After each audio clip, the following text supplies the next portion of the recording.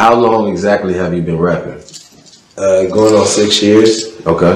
Going on 6 years. For sure. And I'm familiar with you like about 4 years. So you would say didn't taking it serious about 6 years? I've been taking it serious probably about 3 years. But I've been rapping about 6 years. For sure. You know what I'm saying? Okay.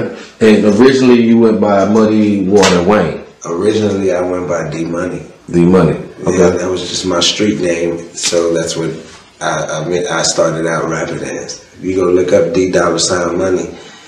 My first videos, that's what I went by. 6 years ago.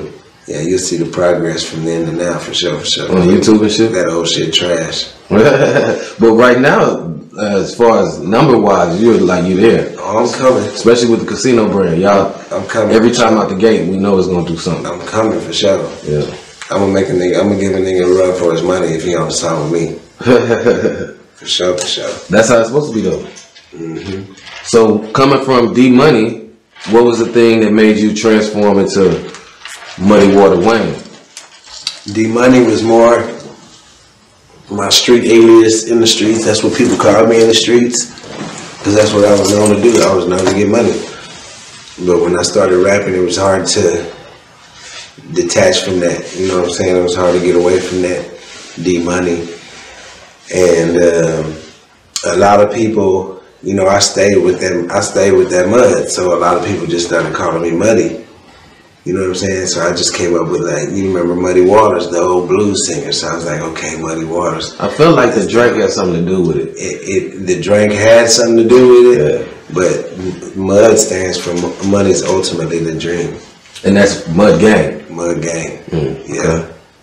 For sure. Muddy Water is actually like a record label. Muddy Waters is an old blues singer. But it is a Muddy Waters record label in Texas, right? Not that I heard of. I might be tripping. I might. Dirty Water. Dirty Water. Dirty Water. Forgive me, y'all. That's who Boo was signed to. Exactly. That's what you know why it's getting crossed. I'm thinking Boogotti Kasino. You know what I'm saying? Boo was signed to Dirty Water. For sure, but not no more. No. Okay. But yeah, I definitely heard of Muddy Waters, the blues singer. Yeah, for sure. So that's really where it came from. You know, a couple of my partners was like, man, you need it. This is what you remind me of. You remember that old Cadillac Records movie and shit. So. What you think is your biggest song as Muddy Water? Muddy Water, I remember that for sure. Nah, hell no, Mud Gang with South Walker. Okay, definitely, I heard that one. I don't know if I remember that, but remember that it's on the acquittal. Remember that's the one where I'm talking about a motherfucker trying to rob me. Yeah. You know what I'm saying? That's where I got shot. It shows me in the hospital. Yeah, I definitely want to talk about that later too. Nah, for sure. Yeah. So when you turn to Muddy Kasino, you know, still Muddy Water Wayne. Still Muddy Water Wayne. That's your soul. Yeah, Muddy Kasino is when I'm on that casino shit. When I'm with my brothers, that's Muddy Kasino you getting. But give me the breakdown on how you became Kasino. Shit, me and Baby went to Dallas for her nephew's graduation, and I was just out there doing verses, trying to put in some work. So I hit up Boo, and to get on the song that I had already recorded, and I put him on a song that I did called Regular. Okay. And when I linked up with Boo, when he came down to shoot the video, shit, you know, I linked up with him the first day. He did his verse. And it was just like, you know, regular business. But when he came down to do the video, he came to Corpus, Christi? He came to Corpus to do the video. You know what I'm saying? So we had him in the slums. I had him in the trenches and shit with me. And he blended in. He blended in, you know, like a regular street nigga would. And me and that nigga just clicked. Like we've been clicked tight ever since. What year was this? This was 18. Okay, so about 2 years ago. 2 years ago. Okay. And who was it? Was it Ferrari that was locked up with? Ferrari was gone 10 years. But he was locked up with Boo. Boo, okay. Yeah, I was trying to make sure. He was locked up with Boo when Boo made Casino. When he came up with that whole Casino Gang shit. So when he broke down the Casino Gang to you, did he ask you to be in Casino? Did he offer you a deal? Or just manifested? That's not, and I just manifested because, you know, we were just putting in work. He was coming down there fucking with me. after that first video, we just never stopped fucking around. I was going to Dallas all the time, fucking with them. He was coming to Corpus, coming to fuck with me. And, you know, shit, while he was down there in Corpus one time, he was just like, man, you need to get your motherfucking casino world chain already. And I was like, nah, I can't get that. I guess it's gotta be official. Before I go spend some, because if I go spend some money on a chain, nigga, it's gotta be official for me. Well, do you ever feel like Boogotti Kasino is underrated as a businessman? He's overly underrated. Yeah, because too many people work like him. I peep him because he's always been in the mix. He's always, like, since probably 2016 to 17, he's always been associated with everybody who's popping. Heavy. You know what I'm saying? Always been aggressive. Always been consistently making music. And really, the way I seen him, he came up more like kind of playing the background to other cats. Yeah. And then to have Casino World be where it's at now, I'm like, okay. Like, so you feel like he's heavily overrated? Heavily.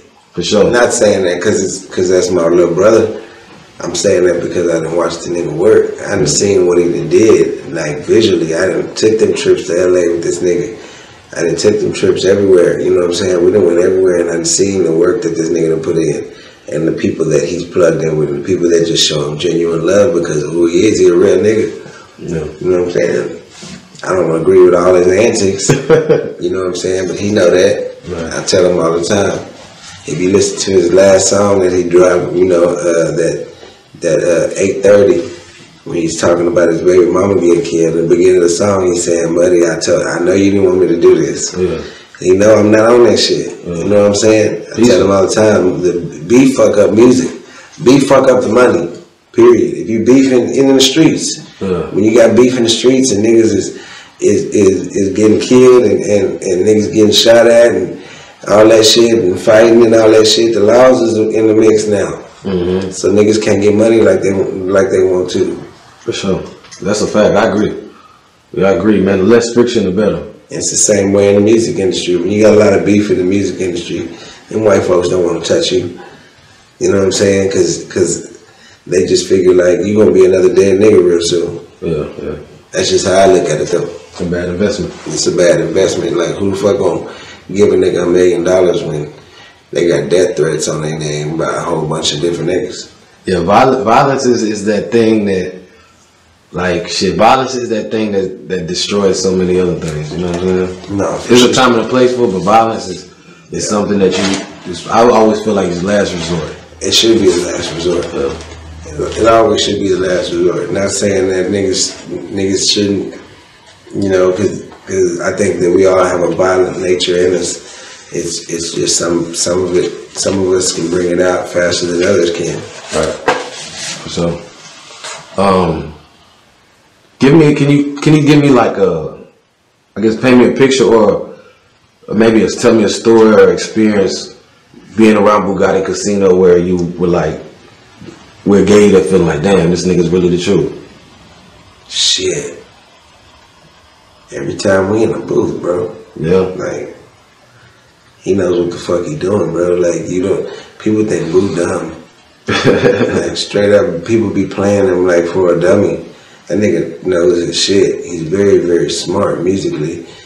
But they just take the negative and run with it. You know what I'm saying? Like, I can give you, like, for example, when he was with Dirty Water, I would go up there and we would record in their studio. And it would always be, you know, me, Boo, and Duke. Ferrari wasn't even home yet at the time, you know what I'm saying? Or Ferrari had just came home, matter of fact. And like Boo is like, he knows where, like if he has a song and he makes a song, it don't matter if this nigga has a fucking A-list superstar on the song. If he hears me on it, he gonna put me on that. You know what I'm saying? But he knows how to put the pieces in the right place. He always gonna make that puzzle fit perfectly to where the song will be a hit. Like that nigga got a lot of hits. He got a lot of hits, you know what I'm saying? But I think that because of the shit that go on in the streets, niggas he not gonna ever get his credit until he calm all the way down. But that come with age, I was like that at that age. That's interesting. That's a good way to put it. You know what I'm saying? For sure.